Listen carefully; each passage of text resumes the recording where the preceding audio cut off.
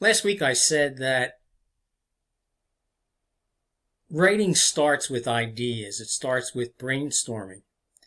And that when you're brainstorming, you don't really worry about how ideas are connected. You just kind of shut down the censor in your mind and you let the ideas flow onto the paper. Some people are more focused in their brainstorming than others. But in any case, once you do have that brainstorming fairly well established, you're very quickly going to want to begin to structure your essay. I don't think there's anything more important than organization in terms of making an essay effective. I know a lot of students are resistant to making outlines, but again I say, an outline is the best way to make sure that you have an organized essay. So, when we're writing, first of all, we have to decide on a topic, of course. What are we going to write about? And a topic is just the general idea. One could almost say the subject. So, the topic, really a subject would be baseball. A topic might be baseball in the COVID-19 season. So what you want to do is you want to gradually narrow the topic to a point where the topic is something that you can discuss thoroughly in a relatively short paper such as the ones that we're writing. So we go from the topic and we narrow it down to an even narrower topic, and ultimately what we want to develop is a thesis. Now, again, a topic is what the essay is about, but the thesis is the main idea. So the topic is the subject, but the thesis is what you are going to say about the topic or subject. So we go from topic to narrow topic to thesis and then to support.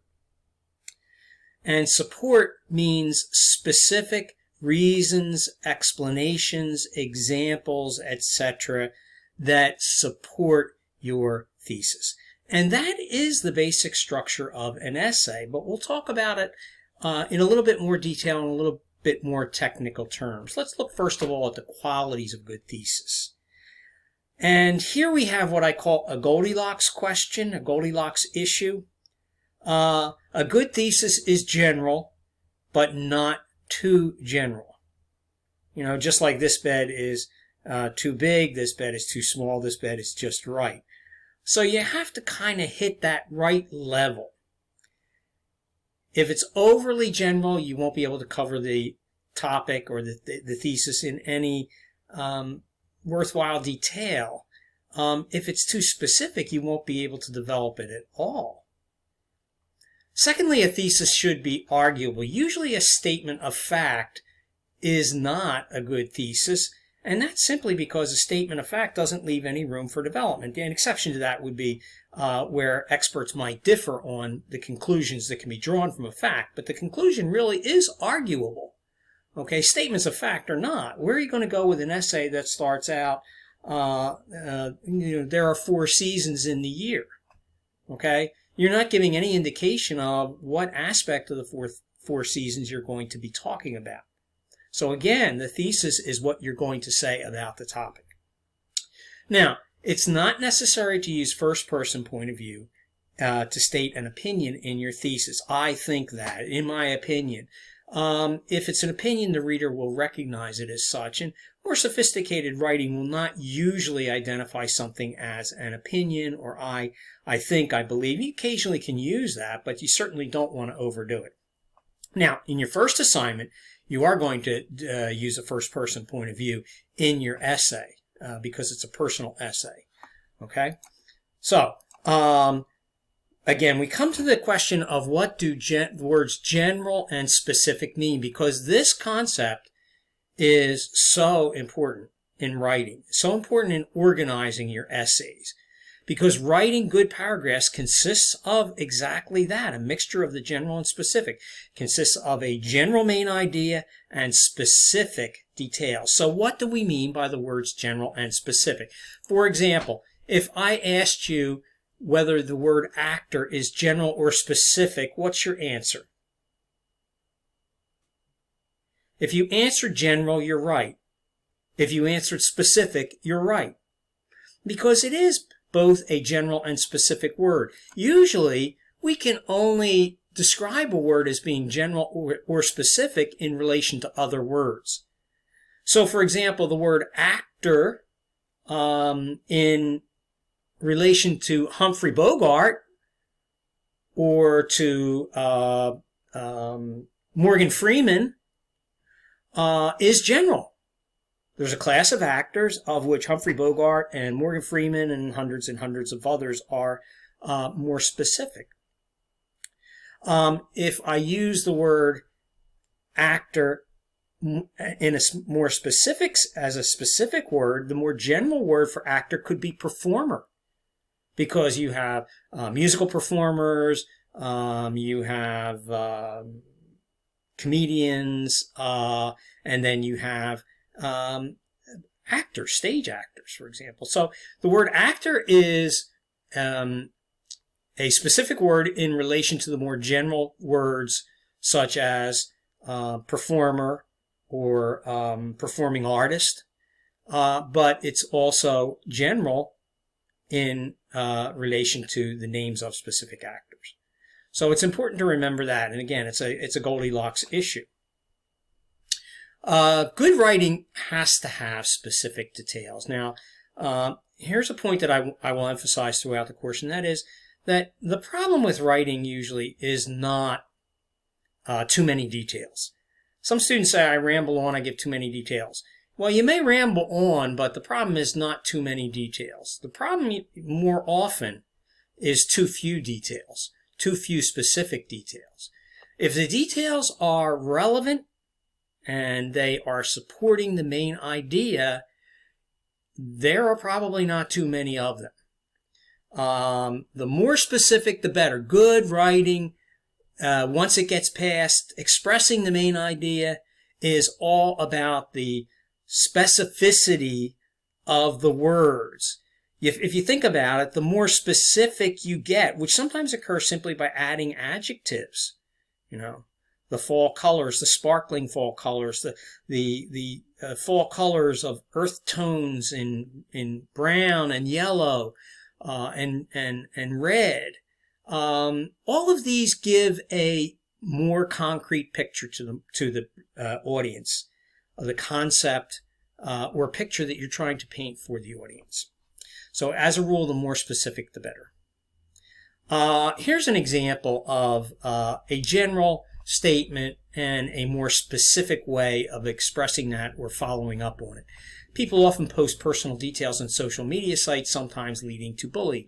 That's fine as a main idea sentence. Now here is an effective supporting sentence. A young boy recently posted a blog coming out as gay and was taunted so badly that he committed suicide. So you can see how it relates personal details to a specific personal detail, okay? And bullying talked about as taunting to a point of having the victim commit suicide, okay? So it's an effective, specific sentence following up on the general one. Let's look at some good and some not so good thesis statements, keeping in mind those definitions and things that we want a thesis statement to do. Okay, here's one that's just too general. There are serious problems with today's movies. Serious problems could are financial problems? Are they artistic problems? Are they length problems? Are they audience? I mean, it's just there are dozens of more specific thesis statements that you could develop from that. Okay, here's one that's too specific to be a thesis statement anyway. Today's horror movies feature alien invaders spurting blood and evil spirits inhabiting dead bodies. Other than giving a list of the movies that do that, there is not much you can do to develop that idea. It's a matter of fact that some of today's horror movies do that. Here's one that's kind of just right. The violence in today's movies may lead to increased violence in real life, especially among young people. Now, that is a debatable, it's an arguable thesis, and that's a good thing. We're going to culminate our foray into writing with a research paper that's going to be argumentative. So let's look at whether something is arguable or a statement of fact. Smoking can cause health problems. Is that arguable or is that a statement of fact? It is, of course, a statement of fact. Now, you can list statistics to support it, but there is no opposition, I don't think, to the idea that smoking can cause health problems, especially when we use the word can there. We're not making a outright, without exception statement. On the other hand, the government should ban smoking altogether. That certainly is arguable that people believe we have the right to kill ourselves if we want to. So that is debatable and not a statement of fact. Cars get better mileage than trucks. Do you think that is a arguable statement? I think it is not arguable. We may not have the facts at our fingertips, but we could go and look up the statistics and find out overall, and I'm sure it would support the idea that cars do get better mileage than trucks. We're not saying all cars get better mileage than all trucks either. Okay, so we're not making an absolute statement, but as a rule, I think the statement is a fact. Now, on the other hand, you can have an argumentative thesis on the same topic. To support the environment, trucks should be taxed at a higher rate than cars. So taxation is an issue. What should we tax? How much should we tax? Why? What do we do with the money? All of those are arguable. As a little exercise here, and there's no accountability for this, but I hope you will do it. I'd like you to pick 3 general topics. And on the next slide, I'm going to show you that list of topics. For each general topic, I want you to write a narrower topic and then a thesis statement. Now, an example of that is education. If I say the word education, it literally brings a million possibilities to mind. But a narrower topic would be online education. Now we know that we're talking about remote learning. And we can narrow that even further in our thesis to argue that online learning can be just as rigorous as learning in a traditional classroom. So if you see what I did there, I hope you do. I would like you to do the same, come back here to this slide, and pick 3 of these topics. Okay, so write down the 3 general topics. Under each one, write a narrower topic, narrow it down, and then write a thesis based on that narrow topic. So let's talk, just kind of review some things about the topic sentence and paragraph structure. The topic sentence is to the paragraph what the thesis is to the essay. So the thesis is the main idea of the essay. The topic sentence is the main idea of the paragraph. It's a good idea, but not an absolute rule, to state the main idea in the first sentence. There are schools, at lower levels, and maybe even at higher levels, that insist that you state the main idea in the first sentence. And I think that's a training wheels thing. It's not a bad thing to do it, but the fact is that real writing does not always have the main idea in the first sentence. Sometimes it may have the main idea in the last sentence of the paragraph. So the topic sentence really can appear anywhere in the paragraph. It's a good practice to put it in the first sentence, though, especially if you still need the training wheels, frankly. I don't think there's anything to be ashamed of in needing some support. The topic sentence has to be general. All of the other sentences in the paragraph have to develop or support it in a more specific way. They have to be examples or explanations or arguments or reasons for the main idea, topic sentence in the paragraph.